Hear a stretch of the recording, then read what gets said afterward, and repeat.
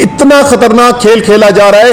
कल जब कराची वाले खड़े हो जाएंगे, जो अपने साथ उनके साथ जुल्म किया जा रहा है, तो फिर वो सब उनको हो जाएगा कि जी ओ ये तो पता नहीं कहां से दहशतगर्द आ गए। पहले तो 3 दहशतगर्द तो मैंने आपको बता दिए एमपीज तहरीक इंसाफ के, जिनको दहशतगर्द करार दिया गया है। और ये भी मैं बता दूं, जमात इस्लामी की भी सीटें छीनी गई हैं।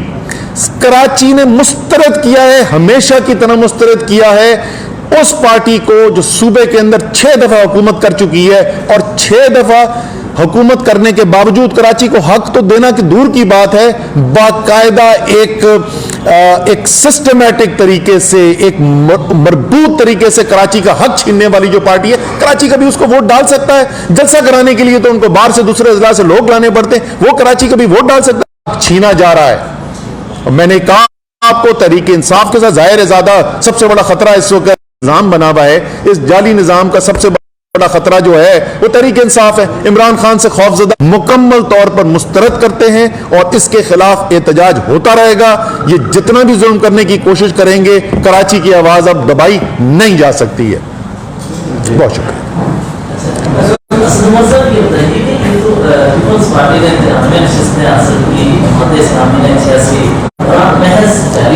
सही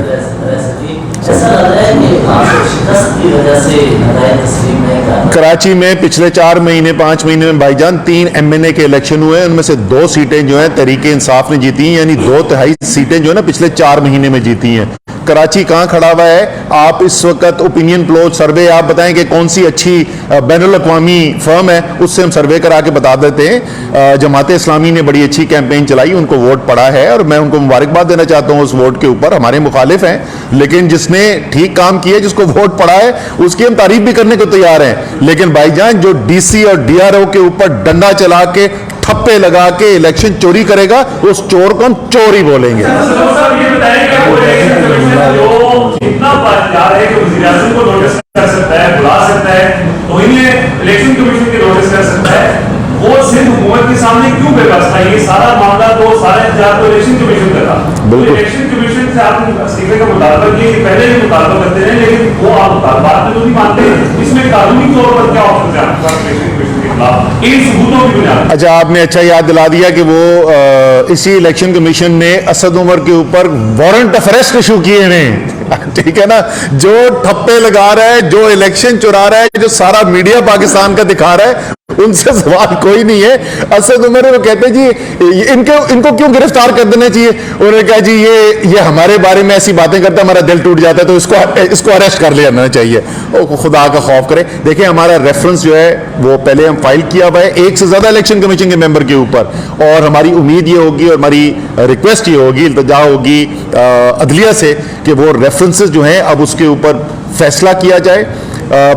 2023 इलेक्शन का साल है, इंशाअल्लाह ताला यहाँ पे सूबाई इलेक्शन भी होने इसी साल में, कौमी असेंबली के इलेक्शन भी होने इस साल में, और ये इंतहाई ज़रूरी है कि इलेक्शन कमीशन जो है वो एक गैर जानिबदार इलेक्शन कमीशन हो, एक ऐसा इलेक्शन कमीशन हो जिसके ऊपर पाकिस्तान के अवाम का एतमाद हो।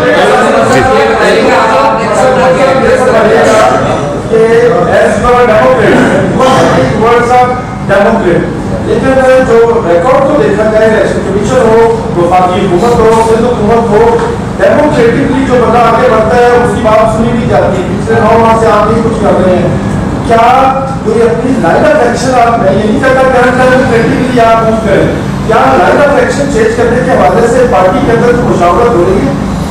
देखिए, मुझे एक चीज़ सच्ची बात है, मुझे पूरा आपका सवाल समझ नहीं आया, लेकिन अगर आप ये कह रहे हैं कि तहरीक इंसाफ जो है वो यकीन रखती है जमहूरियत के अंदर, और हमारी नज़र के अंदर पाकिस्तान का मुस्तकबिल जमहूरियत से जुड़ा हुआ है, तो ये तो बिल्कुल दुरुस्त बात है।